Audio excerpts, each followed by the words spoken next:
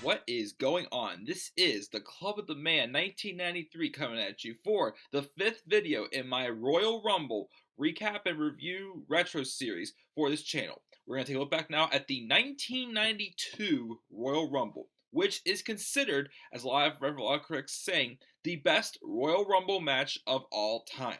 Now, why is this the case? Because it was the first Royal Rumble match by the Nature Boy himself, Ric Flair. Woo! The storyline was very simple. He was the newest, one of the newer members of the World Wrestling Federation coming in just at the end of 1991 from the NWA, and just looking to make an impact already. As you know, this was a match that, on the level of how Shinsuke Nakamura was introduced at NXT TakeOver Dallas. Like, if you didn't know who he was then, that before that match, you knew who he was after the match, and that's exactly what happened in this Royal Rumble match itself. It was mainly about Ric Flair and just the legendary showing he put on in this Royal Rumble match as well. And it's not just a fluke thing, him just hanging around, him being a heel. And also, of course, it was the first time in how many years that Hulk Hogan didn't win a Royal Rumble match. And this was around a time where I think people were starting to get a little tired of Hogan, because he was in the main event of WrestleMania also, but it was not for the World Wrestling Federation Heavyweight Championship. Speaking of which, this is also the first Royal Rumble that actually had some stakes to it. The winner was going to get the vacated WWF World Heavyweight Championship that had been vacated due to some recent controversies between the feud of The Undertaker and Hulk Hogan. So this was Ric Flair coming in just to show, happy, and he was the biggest target, and he overcame it all and somehow hung in there. So let's get right into it and talk about this Royal Rumble match in 1992. So place exactly 1 year later from the 1991 Royal Rumble match. This one took place on January 19th, 1992 at the Knickerbocker Arena in Albany, New York. And again, the stipulation is the winner becomes the vacated World Wrestling Federation World Heavyweight Champion.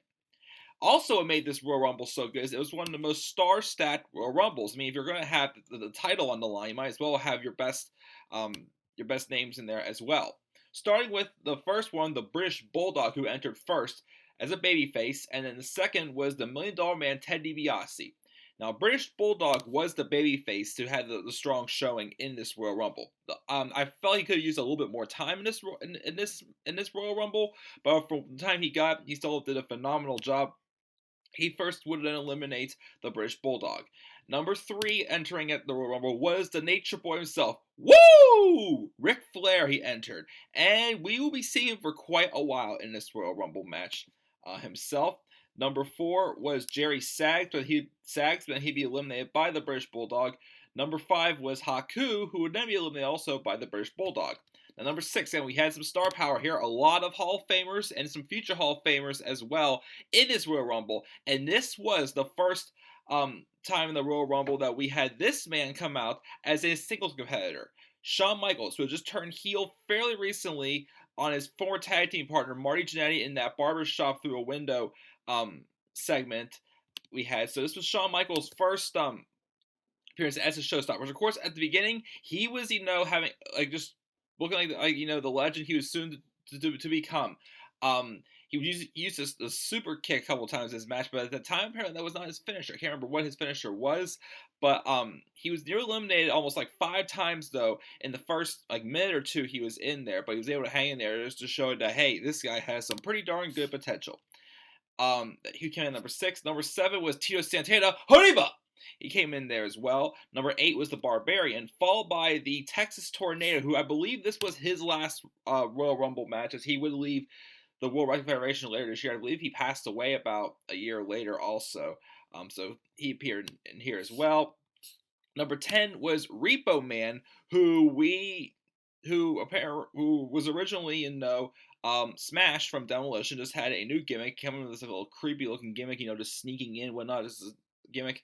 It was kind of interesting, I thought. He came in number 10. Number 11 was another big name. Greg the Hammer Valentine, he came in. Number 12 was Nikolai Volkov. He came out there, but he was eliminated by the Repo Man. And the Big Boss Man, who was a babyface, came out at number 13. And then though at this time was a baby face. He just turned face, had being heel for most of his career. Valentine would then be eliminated by the Repo Man, but then the Repo Man would be eliminated by the Big Boss Man. So we thought that the Repo Man was on fire, but all of a sudden got caught by the Big Boss Man. But then Ric Flair would again who'd been in this match just dodging so many bullets. I believe he put trying to remember who it was. He put somebody in the figure four. That was the legendary moment then there. But he went crazy and eliminated the British Bulldog and the Texas Tornado. And then HBK and Tito Santana, Hariba, eliminated each other at the same time. So it came down to just three people. I believe it was just Flair, Big Boss Man, and the Barbarian. But then Hercules entered at number 14. He came down there and he immediately eliminated the Barbarian, but then he was eliminated by the Big Boss Man. So they came down to Boss Man and Flair, which I believe Boss Man went to eliminate Flair, which again, everybody was going after Flair because Flair was, he was the heel. He was like the new guy, the arrogant person who was just trying to make the statement.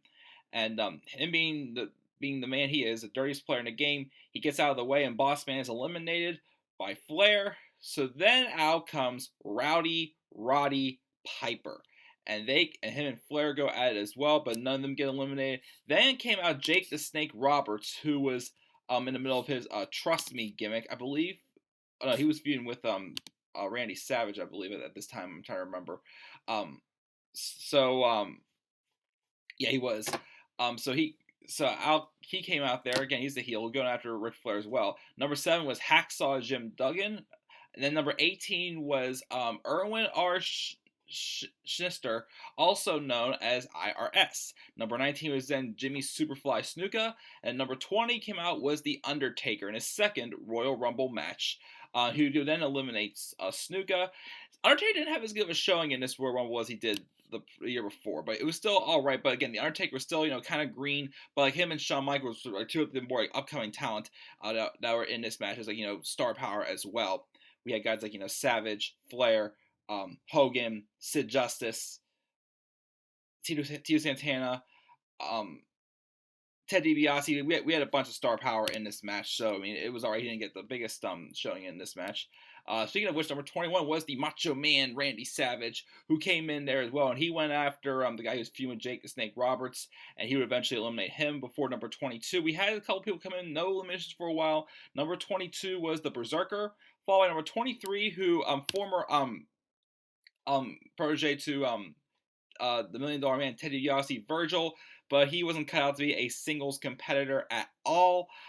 He came out at number 23, followed by Colonel Mustafa coming out at number 24, formerly known as the Iron Sheik. Don't know why they gave him this new gimmick for some reason at all. Then number 25 was the model Rick Martel. He came out and then during this time though, Colonel Mustafa was eliminated by Randy Savage. Number 26 was Hulk Hogan. He comes out, of course, people are expecting him to win this match. Now, I forgot to mention also at the beginning of this video, they did give an advantage, though, to Hulk Hogan and Undertaker in this match to, I believe, pick themselves in the numbers 20 to 30 to give themselves a little bit of advantage in this match since, the controversies over the championship and being vacated. And they kind of have a little more control over, who goes where, just structuring out this Royal Rumble itself. So Hogan came at number 26, and people were expecting Hogan to win. As I said at the beginning of this review, it was around this time people were starting to get a little bit tired of Hogan, though, in general. So, and that played effect into what happened at WrestleMania 9 in 1993, which we'll talk about next year. But again, Hogan this is the last Royal Rumble as well for Hogan, I believe, as after sometime during 1993, before 1994, where he would go to WCW. So yeah, Hogan comes in and he immediately eliminates Taker.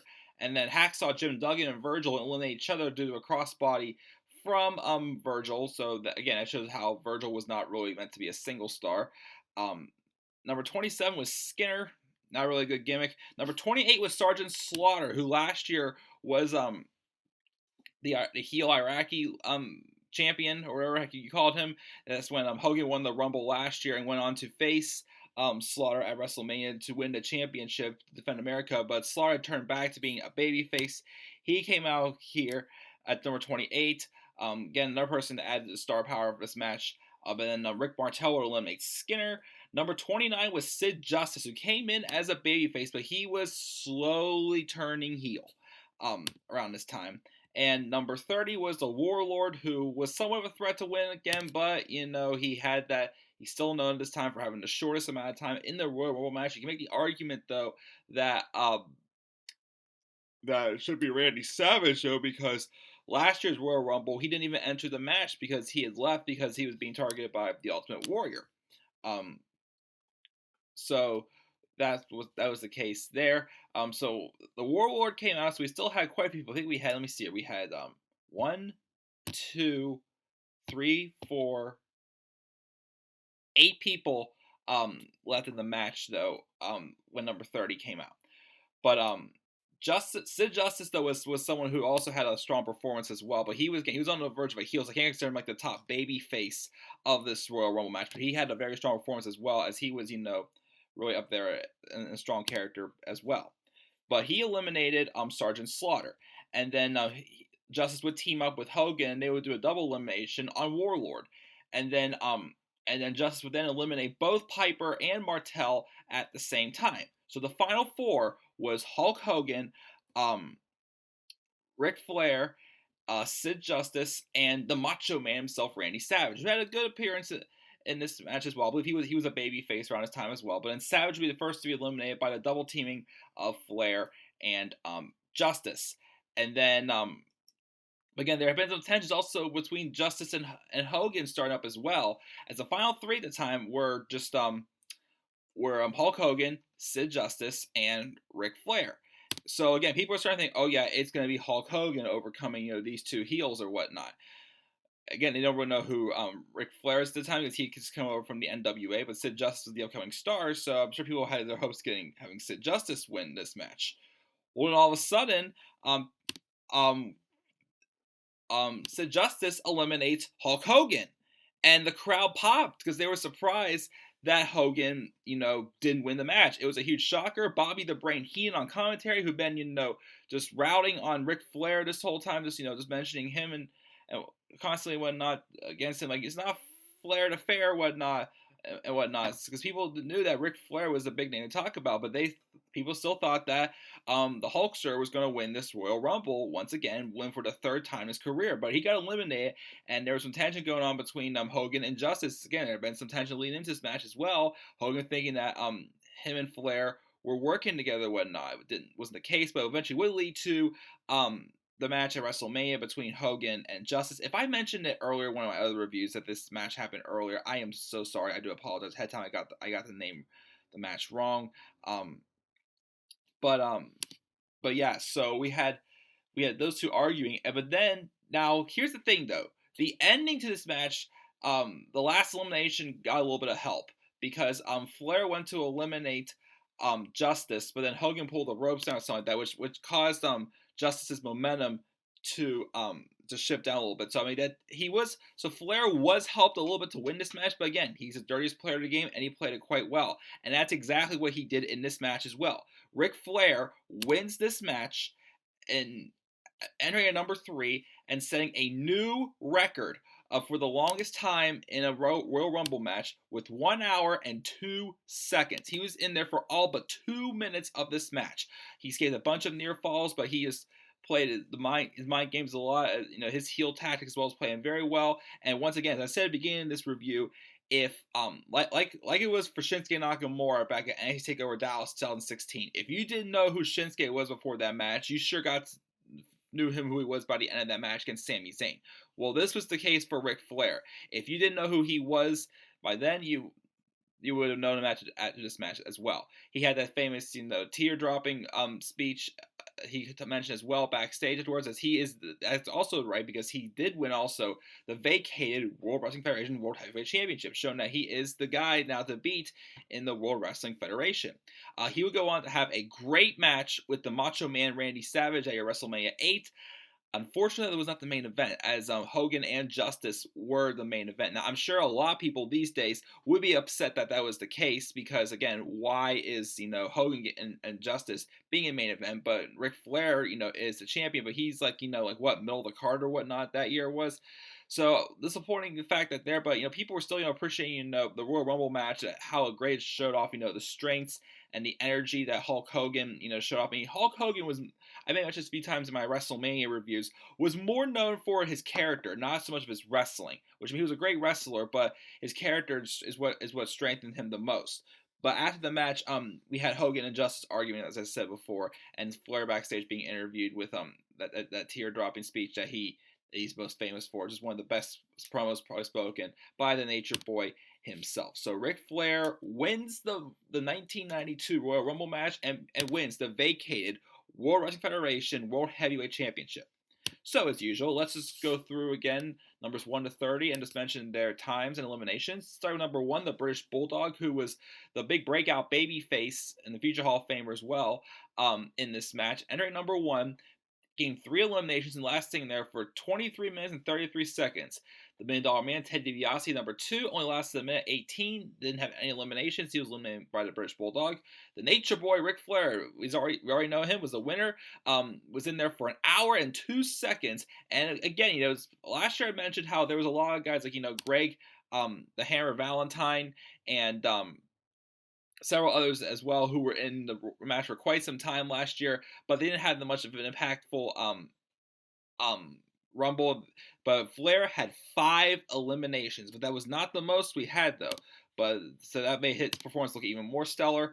We had Jerry Saggs in there for a minute 6 with no eliminations. Haku for a minute 51, no eliminations. HBK came in number 6, was in there and had 1 elimination. He was in there for 15 minutes. Tito Santana, Hariba, was in there also for about 13 minutes and 55 seconds, 1 elimination. Then the Barbarians in there for 12 minutes, 55 seconds, no eliminations. Texas Tornado in his final Royal Rumble match was in there for 9 minutes and 20 seconds with no eliminations. The Repo Man came out at number 10 for 6 minutes and 23 seconds, but had a strong showing as well with 2 eliminations as he's been repackaged. Greg Valentine was in there for 4 minutes and 12 seconds with no eliminations. Nikolai Volkov was only in there for a minute and 3 with no eliminations. Big Boss Man came out at number 13. He was in there for 3 minutes and 38 seconds, but he had 2 eliminations. Number 14 was Hercules, who was only in there for 56 seconds, had 1 elimination. Number 15, Roddy Piper, was in there for 34 minutes and 6 seconds and had an elimination. Jake the Snake Roberts was in there for 10 minutes and 55 seconds, had no eliminations. And again, Jake the Snake Roberts has now been in all 5 Royal Rumble matches so far. Number 17 was Jim Duggan, who was in there for 20 minutes and 45 seconds, 1 elimination. Number 18, that was IRS. He was in there for 27 minutes and 1 second. No eliminations, though, unfortunately. Jimmy Superfly Snoop was only in there for 2 minutes and 27 seconds with no eliminations. And then number 20 was Taker. He was in there for 13 minutes and 51 seconds. He had 1 elimination. Number 21 was the Macho Man, Randy Savage, as a babyface. Was in there for 22 minutes and 26 seconds, 2 eliminations, not too bad at all. The Berserker, number 22, was in there for 9 minutes flat, no eliminations. Number 23 was Virgil, who was in there for 7 minutes and 29 seconds, had 1 elimination, which is Jim Duggan, Hacksaw Jim Duggan. But, of course, he eliminated himself also with that crossbody at the same time at number 23. Number 24 was Colonel Mustafa, formerly known as the Iron Sheik. He was in there for 2 minutes and 36 seconds with no eliminations. Number 25 was Rick Martel. 12 minutes, 39 seconds, 1 elimination. Number 26 was Hulk Hogan. 11 minutes and 29 seconds with 4 eliminations. Still a strong showing despite not winning. Number 27 was Skinner, in there for 2 minutes and 13 seconds, no eliminations. Number 28 was Sergeant Slaughter, in there for 4 minutes and 37 seconds, no eliminations. Number 29 was Sid Justice before he became Psycho Sid Justice. Was in there for only 5 minutes and 55 seconds, but he had 6 eliminations. Just a strong showing as the heel turn was slowly coming for him as well. And number 30 was Warlord, who was in there for a minute 43. Ric Flair, of course, set the record with an hour and 2 seconds of being in the match. The most eliminations was by Sid Justice with 6, and the total duration, just add 2 more minutes on from Flair's time, and you had the total duration was 1 hour, 2 minutes, and 2 seconds for this Royal Rumble match. And overall, again, I gotta give it again. This was like a career-defining moment for Ric Flair as well. Again, just making his first appearance in the World Wrestling Federation, is coming over, and you guys know who he was that night, and he just established himself again to show off why he is considered probably the best, one of the best, if not the greatest of all time in the wrestling industry. And the storytelling there as well, with the other feuds going there as well. The star power there, one of the most star-stacked Royal Rumbles. So that's why I'm gonna give this Royal Rumble match an A, a strong A. Now, unfortunately, from here on for a few years till like the later '90s, the WWE goes, the World Wrestling Federation just goes through a rough patch with the steroid scandal, and a lot more talent move on to WCW as they were becoming, the hottest name in the wrestling industry at that time. So this is around a time where the World Wrestling Federation knew they had competition, so they knew in a few years down the line they had to step up their game as well because the talent was starting to run thin. And next year's Royal Rumble, it's not really one of the greatest. And then we're getting to some of the worst Royal Rumbles of all time. But to me, not the worst till we get to a lot later in this series. And I will be ranting about that Royal Rumble because I do have a personal story about a certain Royal Rumble. So that's it for this Royal Rumble review. Again, probably the greatest Royal Rumble match of all time. The 1992 Royal Rumble match, the night that Ric Flair made it known to the World Wrestling Federation universe who he is, and we got to know that he is definitely one of the greatest of all time. Woo! So what grade would you give the 1992 Royal Rumble match? What are your thoughts on it? Leave your thoughts down in the comment section below. Be sure to click that like and subscribe or content on this channel. Follow me on Twitter at DemandAirborne93. Stay tuned as I will be going live tonight also to be reviewing tonight's 2-hour spectacular of NXT, the year in review special for NXT in 2017. So I will be live talking about that, and I also watched the 1993 Royal Rumble today also, so I will do my retro review on that as well. So thank you guys again for tuning in for this retro review. I'm heading out to watch NXT, and until then, guys, have a great night.